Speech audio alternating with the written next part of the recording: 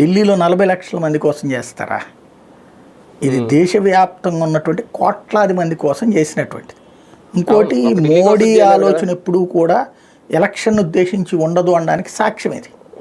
ఎలక్షన్ల కోసం చేసేటట్టయితే 2028లోనో బడ్జెట్లో పెట్టి ఎగ్జామ్షన్ ఇస్తే 29 ఎన్నికల్లో అది పెద్ద బెనిఫిట్ అవుతుంది.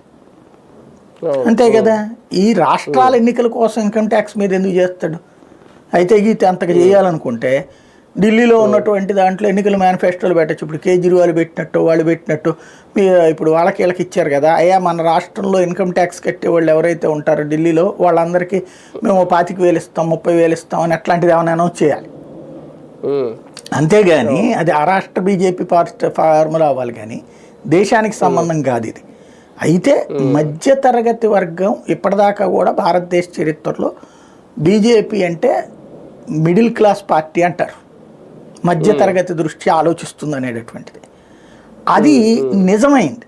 ఇదివరకు మా చిన్నప్పుడు అనేవాళ్ళు అనమాట, కాంగ్రెస్ పార్టీ లేబర్ పార్టీ వాళ్ళు లేబర్ మీదనే ఆలోచిస్తారు, రేషన్ ఇప్పించడము అట్లాంటిదో కార్డు వాటి గురించినో, మిడిల్ క్లాస్ గురించి ఆలోచించేది బీజేపీదే అనేవాళ్ళు, వ్యాపారస్తులు మిడిల్ క్లాస్ గురించి అన్నటువంటిది.